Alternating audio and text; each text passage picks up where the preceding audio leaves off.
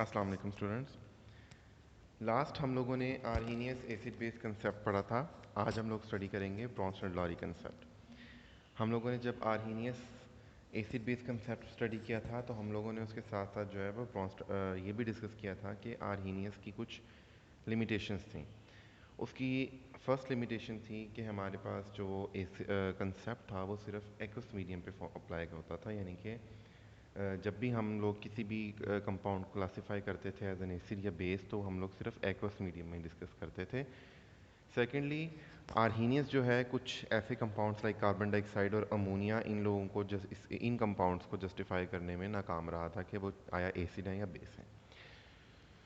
तो स्टूडेंट, सबसे पहले हम देखते हैं ब्रोंस्टेड और लोरी ने क्या काम किया। इन 1923 Danish chemist Bronsted and English chemist Laurie independently presented their theories of acid and base on the basis of proton transfer. तो स्टूडेंट, डैनिश केमिस्ट यानी कि डेनमार्क का रहने वाला था आपके पास ब्रॉन्स्टेड, और जो लॉरी था ही वाज फ्रॉम इंग्लैंड। तो इन लोगों ने इंडिपेंडेंटली काम किया, दोनों ने अलग-अलग काम किया, और इनकी जो थ्योरीज थी वो जब इन्होंने प्रेजेंट की तो वो एक ही उस पर थी, एक ही जो है वो प्रोटॉन ट्रांसफ़र के ऊपर बेस करती थी। इन थ्योरी के मुताबिक an acid is a substance molecule और ion that can donate a proton to other substance, यानी कि कोई भी एसिड जो होता है वो ऐसा सब्सटेंस होता है जो किसी दूसरे सब्सटेंस को प्रोटॉन डोनेट करता है। यहाँ पे कहता है a base is a substance that can accept a proton from another substance, यानी कि ये ऑपोजिट है। हमने आर्हीनियस में स्टडी किया था that acid is a substance which donate hydrogen ion in an aqueous medium, and base is a substance which donates hydroxide ion in a aqueous medium. जबकि यहाँ हम डिस्कस कर रहे हैं that acid is a substance that donates a proton while base is a substance that accepts a proton from another substance. यहाँ पे example कुछ देता है आपको, like HCl acts as an acid while ammonia NH3 acts as an base. किस तरह act करते हैं ज़रा हम इसको देखते हैं। वो कहता है सबसे पहले HCl जो है आपके पास और अमोनिया जब ये आपस में रिएक्ट करते हैं तो HCl चूंकि आपके पास एसिड है और ये प्रोटॉन ट्रांसफर करता है। यहाँ पे स्टूडेंट हाइड्रोजन जो है इसको हम प्रोटॉन कंसिडर करते हैं। The reason why we are considering hydrogen as a proton because hydrogen जो एक एटम होता है इसके आउटरमोस्ट शेल में एक इलेक्ट्रॉन होता है और इसके पास एक प्रोटॉन होता है, इसके पास न्यूट्रॉन नहीं होता। इसके आइसोटोप होते हैं जिनमें से एक आइसोटोप के पास एक प्रोटॉन होता है और दूसरे के पास दो प्रोटॉन होते हैं, और जबकि एक आइसोटोप के पास कोई भी प्रोटॉन नहीं होता। तो इस टाइम हम हाइड्रोजन 1 1 का जिक्र कर रहे हैं, यानी कि एक ऐसा हाइड्रोजन है जिसके पास एक प्रोटॉन है, सॉरी न्यूट्रॉन नहीं होता, सॉरी। तो एक ऐसा प्रोटॉन है जिसको हम जिक्र कर रहे हैं यहाँ पे आपके पास इसके पास कोई भी नंबर ऑफ न्यूट्रॉन नहीं है। इट मीन्स एक प्रोटॉन है और एक ही इलेक्ट्रॉन है। जब इसके पास एक इलेक्ट्रॉन जो है वो चला जाएगा तो आपके पास पीछे सिर्फ एक प्रोटॉन बचेगा। तो एज अ होल हम हाइड्रोजन को प्रोटॉन कह सकते हैं। तो क्या होता है कि HCl से एक प्रोटॉन जो है यानी कि एक हाइड्रोजन जो है वो आपके पास मूव कर जाता है अमोनिया पे, और ये आपके पास बन जाता है अमोनियम आइन। NH3 जो है एक हाइड्रोजन आइन एक्सेप्ट करके बना लेता है अमोनियम आइन, और इसी तरह पीछे आपके पास क्या बचता है, क्लोराइड आइन। अब यहाँ पर क्या हुआ कि यहाँ पर हाइड्रोजन क्लोराइड ने चूंकि अपना प्रोटॉन दिया तो इट बिकम्स एन एसिड। हमें पता है कि हर वो सब्सटेंस जो कि प्रोटॉन दे रहा है वो एसिड है, and ammonia accepts a proton, that proton which was given by hydrochloric acid. So ये आपके पास कहलाता है लॉरी ब्रॉन्स्टेड बेस। सिमिलरली वो कहता है अगर HCl को हम पानी में डिसॉल्व करते हैं तो क्या होता है जी, HCl का हम देखते हैं कि हाइड्रोक्लोरिक एसिड अगेन अपना प्रोटॉन लूज करता है, एसिड के तौर पे काम करता है, और वही प्रोटॉन जो है वाटर अब्जॉर्ब करता है, एक्सेप्ट करता है, और आपके पास क्या बना देता है, हाइड्रोनियम आइन बना देता है। हाइड्रोक्लोरिक एसिड जब अपना हाइड्रोजन प्रोटॉन जो है लूज कर देता है तो स्टूडेंट्स वो एसिड जो है उसका कॉन्जुगेट बेस बन जाता है विच इज़ अ क्लोराइड आइन, और जो एक्सेप्ट करता है, जो बेस जो है वो अपना प्रोटॉन एक्सेप्ट करता है, वो बना लेता है conjugate acid. It is a reversible reaction in a forward direction. Hydrochloric acid is an acid as it donates a proton, where water is a base as it accepts a proton. In the reverse reaction, chloride ion is a base as it accepts a proton from an acid and hydronium ion. And chloride ion is also called a conjugate base of acid, hydrochloric acid, and hydronium ion is called conjugate acid of base like water.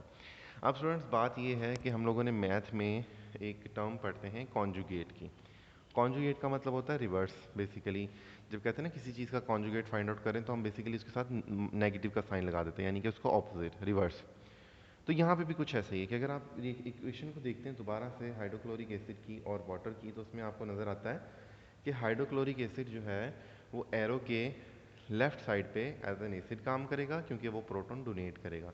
मगर चूंकि ये reversible reaction है और अगर इसको हम right side से notice करें तो यहाँ पे जो क्लोराइड आयन है वो प्रोटॉन एक्सेप्ट करेगा, यानी कि पहले हाइड्रोक्लोरिक एसिड जो है वो प्रोटॉन डोनेट कर रहा था और एसिड के तौर पे काम कर रहा था।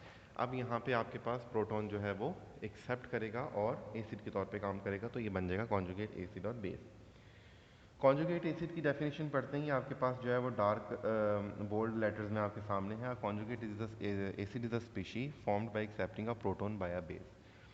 यानी कि एक एसिड जो होता है कॉन्जुगेट एसिड वो एक ऐसी स्पीशी होती है जो कि बनती है by accepting a proton by a base, और conjugate base is a species formed by donating a proton by an acid. ठीक हो गया। नीचे आपके पास स्टूडेंट्स एक और एग्जांपल दी गई है जिसके अंदर आपके पास एसिटिक एसिड है और वाटर है। सेम एग्जांपल है, एसिटिक एसिड अपना प्रोटॉन लूज करेगा, एसिड है और कॉन्जुगेट बेस बना देगा, और वाटर जो है वो बेस है अपना प्रोटॉन एक्सेप्ट करेगा और कॉन्जुगेट एसिड बना देगा। मगर नीचे अगर आप आएँ तो एक एग्जांपल दी जाती है जिसमें वो कहता है कि वाटर अगर अमोनिया के साथ रिएक्ट करेगा तो क्या होगा। वाटर जब अमोनिया के साथ रिएक्ट करता है तो वो अपना प्रोटॉन जो है एक्सेप्ट करने की बजाय प्रोटॉन डोनेट करता है। यानी कि वाटर जो है पहले आपके पास बेस के तौर पे काम कर रहा था, मगर इस एग्जांपल में आपके पास जो वाटर है वो एसिड के तौर पे काम करेगा क्योंकि वो अपना प्रोटॉन डोनेट कर रहा है। तो स्टूडेंट यहाँ पे एक नई टर्म हमें पता लगती है, वो कहता है a substance such that can have behave as an acid as well as base is called amphoteric compounds. So those compounds which have the properties of Lowry Bronsted acid and base both, यानी कि those compound which can donate and accept the proton according to the conditions are termed as amphoteric compound, and water is the best example as of an amphoteric compound. तो student इस topic के अंदर हम लोगों ने क्या क्या पढ़ा? हम लोगों ने पढ़ा Lowry Bronsted acid base concept पढ़ा, हम लोगों ने कॉन्जुगेट एसिड और कॉन्जुगेट बेस का कंसेप्ट पढ़ा, और हम लोगों ने एम्फोटेरिक कंपाउंड के बारे में स्टडी किया। यहाँ पे आपके पास पेज नंबर जो 6 है इसमें आपके पास नीचे दिखाया गया all Arrhenius acids are Bronsted Lowry acid but except hydroxide other Bronsted Lowry bases are not Arrhenius bases. तो स्टूडेंट्स ये आपके पास एक एमसीक्यूज आता है कि क्या तमाम के तमाम जो आर्हीनियस के एसिड हैं वो लॉरी ब्रॉन्स्टेड एसिड हैं, मगर जो तमाम के तमाम आर्हीनियस के जो बेसिस हैं वो लॉरी ब्रॉन्स्टेड बेसिस नहीं है, क्योंकि आर्हीनियस का कंसेप्ट जो एसिड के हवाले से है वो भी प्रोटॉन से मिलता जुलता है, क्योंकि और जो ब्रॉन्स्टेड का है वो भी प्रोटॉन से मिलता जुलता है। मगर जो बेस का कंसेप्ट है वो आर्हीनियस ने दिया था हाइड्रोक्साइड आयन की बेस पे, और ब्रॉन्स्टेड लॉरी ने दिया था प्रोटॉन की बेस पे। तो स्टूडेंट ये आज हमारा टॉपिक था, लॉन्ग क्वेश्चन वाइज इंतहाई इंपॉर्टेंट है। पेपर में अगर आपको आता है तो लॉन्ग क्वेश्चन में भी आ सकता है, और मैंने भी आपको शॉर्ट क्वेश्चन जो है पढ़ के बताए कि इसमें कॉन्जुगेट एसिड, कॉन्जुगेट बेस और एम्फोटेरिक कंपाउंड, ये 3 शॉर्ट क्वेश्चन इंतहाई इंपॉर्टेंट हैं। एग्जाम्पल समेत आप लोगों ने इनको अटैम्प्ट करना है। आई होप आपको समझ आ गई। किसी भी किस्म का कोई प्रॉब्लम, कोई क्वेश्चन हो तो आप लोग कमेंट सेक्शन में पूछ सकते हैं। अल्लाह हाफिज़।